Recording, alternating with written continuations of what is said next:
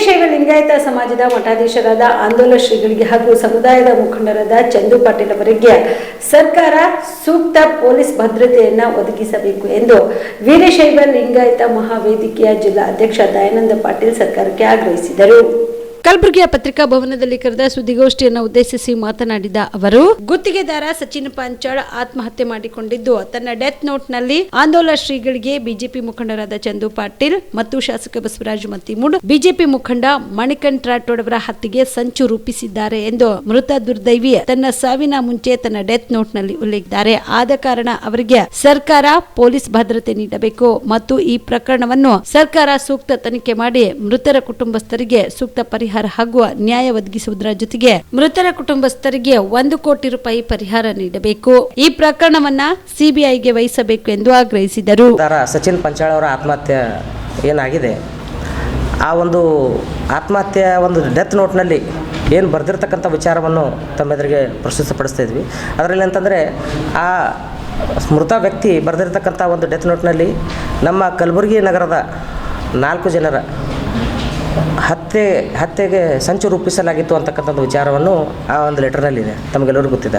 ಅದೇ ರೀತಿ ವೀರಶೈವ ಲಿಂಗಾಯತ ಮಹಾವೇದಿಕೆ ವತಿಯಿಂದ ನಾವು ನಮ್ಮ ವೀರಶೈವ ಲಿಂಗಾಯತ ಸಮಾಜದ ಮಠಾಧೀಶರಾದಂಥ ಶ್ರೀ ಆಂದೋಲ ಗುರುಗಳ ಹೆಸರು ಕೂಡ ಅದರಲ್ಲಿರೋದ್ರಿಂದ ಮತ್ತು ನಮ್ಮ ಸಮುದಾಯದ ಯುವ ನಾಯಕರಾಗಿರ್ತಕ್ಕಂಥ ಚಂದು ಪಾಟೀಲ್ ಅವರ ಹೆಸರು ಕೂಡ ಅದರಲ್ಲಿರೋದ್ರಿಂದ ಅವರಿಗೆ ಸೂಕ್ತವಾದ ಭದ್ರತೆಯನ್ನು ಸರ್ಕಾರ ಒದಗಿಸಬೇಕು ಅಂತಕ್ಕಂಥ ಒಂದು ವಿಚಾರವನ್ನು ಮುಂದಿಟ್ಟುಕೊಂಡು ಈ ಒಂದು ಪತ್ರಿಕಾಗೋಷ್ಠಿ ನಾವು ಮಾಡ್ತಾಯಿದ್ದೀವಿ.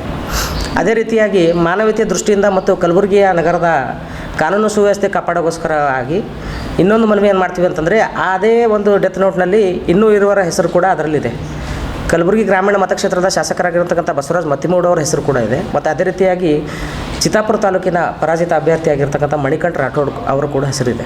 ಅವ್ರಿಗೂ ಕೂಡ ಸರ್ಕಾರ ಸೂಕ್ತ ಭದ್ರತೆ ಒದಗಿಸಿ ಇದರದ್ದು ಕೂಲಂಕುಷ ಒಂದು ತನಿಖೆಯನ್ನು ಮಾಡಿ ನಾವು ಆಗ್ರಹ ಏನು ಮಾಡ್ತೀವಿ ಅಂತಂದರೆ, ಈ ಒಂದು ವಿಚಾರವನ್ನು CBI ತನಿಖೆಗೆ ವಹಿಸಿ ಇದಕ್ಕೆ ಕೂಲಂಕುಷ ತನಿಖೆ ಮಾಡಿ ಆ ಮೃತ ವ್ಯಕ್ತಿ ಏನು ಸಚಿನ್ ಇದ್ದಾನೆ ಅವನಿಗೆ ಒಂದು ನ್ಯಾಯ ಕೊಡಿಸ್ತಕ್ಕಂಥ ಕೆಲಸ ಆಗಿರಬೇಕು ಮತ್ತು ಅವನ ಕುಟುಂಬಕ್ಕೆ ಪರಿಹಾರ 1 ಕೋಟಿ ರೂಪಾಯಿಯನ್ನು ಸರ್ಕಾರ ಘೋಷಿಸಬೇಕು.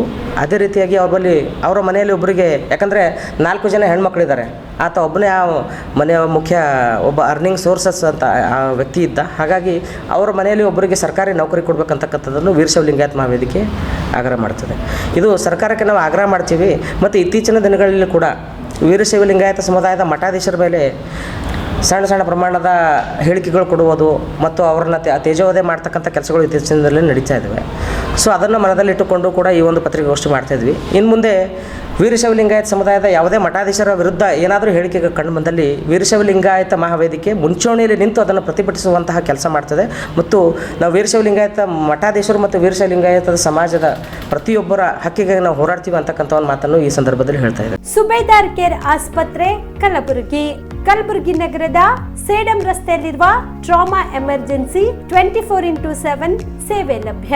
ಅನುಭವಿ ವೈದ್ಯರ ತಂಡದೊಂದಿಗೆ gynaecology, general surgery, general medicine, paediatric, orthopaedic, ENT, laparoscopy surgery, paediatric surgery, neuro surgery, urology, plastic surgery, cardiology, neurology, gastrology, oral and maxillofacial surgery, arthroscopy, keyhole surgery of joint ಸೇರಿದಂತೆ trauma, NICU, ICU, obstetric ICU ಸೌಲಭ್ಯದೊಂದಿಗೆ ಚಿಕಿತ್ಸೆ ನೀಡಲಾಗುವುದು. ಸುಬೇದಾರ್ care ಆಸ್ಪತ್ರೆಯಲ್ಲಿ ದಿನದ 24 ಗಂಟೆ emergency ಚಿಕಿತ್ಸೆ ನೀಡಲಾಗುವುದು. ಹೆಚ್ಚಿನ ಮಾಹಿತಿಗಾಗಿ ಸಂಪರ್ಕಿಸಿ ಸುಬೇದಾರ್ ಕೇರ್ ಆಸ್ಪತ್ರೆ, ಇನ್ಕಮ್ ಟ್ಯಾಕ್ಸ್ ಆಫೀಸ್ ಎದುರುಗಡೆಗೆ, ಸೇಡಂ ರಸ್ತೆ, ಕಲಬುರಗಿ. Mobile number 9483517777.